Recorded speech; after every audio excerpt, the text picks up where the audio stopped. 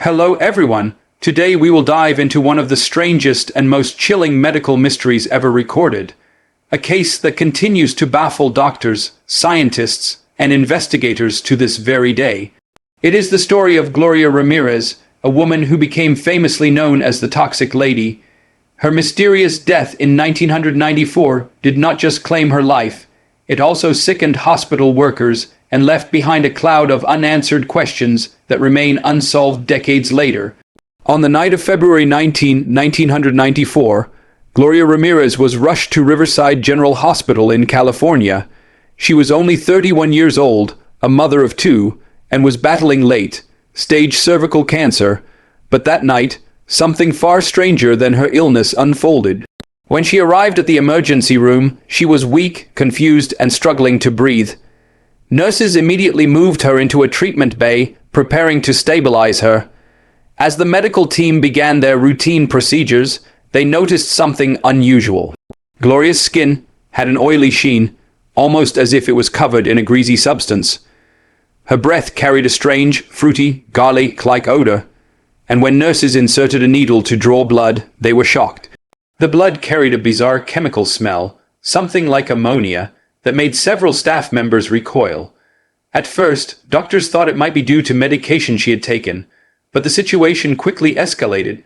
Within minutes, hospital staff began collapsing. One nurse fainted, another started gasping for air, a doctor became dizzy and had to sit down. Soon, more than 20 hospital staff members showed symptoms of nausea, fainting, and difficulty breathing. All while Gloria Ramirez lay on the bed, her condition worsening. The hospital declared an internal emergency. The emergency room was evacuated, and only a small team stayed behind to stabilize Gloria. Despite their efforts, she went into cardiac arrest, and at 8:50 p.m., she was pronounced dead, but the chaos she left behind was far from over. In total, 23 people became ill after exposure to Gloria that night. 5 were hospitalized for days, and 1 nurse spent weeks in intensive care. The symptoms varied: fainting, dizziness, tremors, nausea, and shortness of breath. But they all appeared connected to contact with Gloria's body. This was the moment Gloria Ramirez became infamous as the Toxic Lady. The county coroner's office quickly launched an investigation. Gloria's body was placed in a sealed aluminum coffin, and an autopsy was performed while examiners wore protective suits. Even during the autopsy, strange details were recorded. Her organs appeared to be covered in a sticky film, and her blood gave off an unusual odor. But the real mystery was the cause. How could a woman's body emit toxic fumes strong enough to sicken trained medical staff? Some scientists suggested that Gloria had been self-medicating with dimethyl sulfoxide dimeso, a solvent sometimes used as a home remedy for pain. In this theory, the dimeso in her system may have interacted with the oxygen she was given in the hospital, creating a highly toxic compound, dimethyl sulfate. This would explain the strange smells, the oily residue, and the sudden illness of the staff. However, this theory was not universally accepted. Some experts argued that the chemistry did not fully add up, and that even if dimethyl sulfate had been created, the exposure levels in a hospital setting should not have been enough to sicken so many people so quickly. Critics also pointed out that DMSO was widely available, and if it could produce such extreme effects, more cases like Gloria's should have been reported. Others speculated that Gloria's case might have been connected to a government experiment or chemical exposure unrelated to her own actions. Conspiracy theories emerged, suggesting everything from secret military testing to a cover-up involving toxic waste. Supporters of these theories pointed to the fact that her body was handled with unusual levels of caution, and that official reports seemed inconsistent. Then there was the psychological explanation. Some experts suggested that the staff had suffered from mass hysteria, triggered by the stressful environment of the ER and the unusual circumstances. According to this theory, Gloria herself may not have been toxic at all. Her strange symptoms may have been coincidental, and the staff's illnesses psychosomatic. But this explanation fails to account for the very real hospitalizations and the consistent physical symptoms experienced by multiple people. The truth remains elusive. Gloria Ramirez's family insisted that she was not using strange chemicals and that her treatment should never have led to her death, causing harm to others. For them, the tragedy was compounded by sensational headlines and the nickname Toxic Lady, which reduced a real woman to a bizarre medical mystery. The case of Gloria Ramirez continues to haunt investigators because it sits at the intersection of science, mystery, and fear. Was it a chemical reaction gone horribly wrong? Was it a case of environmental contamination? Or was it something beyond what we currently understand about the human body? The case of Gloria Ramirez, the Toxic Lady, is one that continues to puzzle scientists, medical professionals, and paranormal enthusiasts alike. To understand why, we must examine the aftermath, the theories, and the lingering questions that surround her mysterious death. After the incident, Riverside General Hospital implemented strict safety protocols when handling Gloria's body. Protective gear became standard for autopsies involving unknown chemical exposure, and the hospital conducted extensive testing to determine the source of the toxic fumes.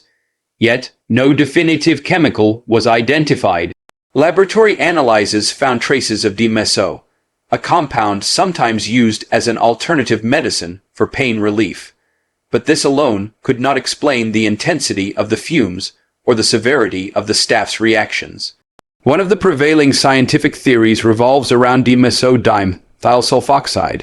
According to this theory, Gloria had been using dimeso to relieve pain from her terminal cancer.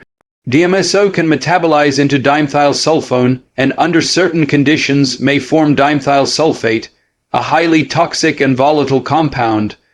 When Gloria received oxygen therapy in the ER, it may have triggered a chemical reaction, producing toxic fumes that affected the hospital's staff. This theory, while plausible, has been criticized for lacking direct evidence. No confirmed samples of dimethylsulfate were recovered, and the chemical reaction under hospital conditions is considered highly unlikely by some experts. Another line of inquiry focuses on mass hysteria or psychological contagion. Some psychologists argue that the hospital staff, already stressed and fatigued, could have experienced psychosomatic symptoms triggered by fear and suggestion. Fainting, dizziness, nausea, and shortness of breath can all be amplified by panic, creating a chain reaction of illness in a confined space. However, critics point out that several staff members required hospitalization, and some experienced severe, measurable physiological reactions that cannot easily be explained by psychological factors alone. Conspiracy theories also emerged around Gloria's death. Some speculate that she had been exposed to unknown chemicals or toxic substances prior to her arrival at the hospital, possibly through environmental contamination or deliberate experimentation. Others suggest government cover-ups or secret research gone wrong. These theories remain speculative, but they contribute to the enduring fascination with the case. The media played a crucial role in shaping Gloria Ramirez's legend. Newspapers dubbed her the Toxic Lady, sensationalizing the story and focusing on the dramatic hospital events rather than her life and struggle with cancer. This nickname, while attention-grabbing, reduced her to a mysterious object rather than a person. Yet it also cemented her case in public consciousness, inspiring countless documentaries, articles, and paranormal investigations. One particularly chilling detail is the consistency of staff accounts. More than 20 people reported similar symptoms within minutes of encountering Gloria's body. The rapid onset and similarity of reactions are unusual and suggest a real physical trigger rather than mere coincidence. Even skeptics admit that the exact mechanism behind the illness remains unexplained. The case also raised questions about hospital preparedness for unknown chemical exposures. After the incident, emergency rooms across the country reviewed safety protocols, emphasizing the need for protective gear, ventilation, and rapid response to potential toxic situations. Gloria Ramirez's death highlighted the fragility of medical systems when confronted with the completely unknown. Some paranormal enthusiasts have even suggested a more mysterious explanation, that Gloria herself emitted some kind of toxic or supernatural energy. While there is no scientific evidence for such claims, they add a layer of intrigue and horror that has kept the story alive in popular culture. Books, podcasts, and online forums continue to discuss the toxic lady as a real-life encounter with the unexplained. Gloria Ramirez's family has expressed both grief and frustration over how the story was portrayed. While they appreciate the fascination with her case, they insist she was a devoted mother and patient, not a toxic anomaly. For them, the human side of the tragedy is as important as the scientific or mysterious elements.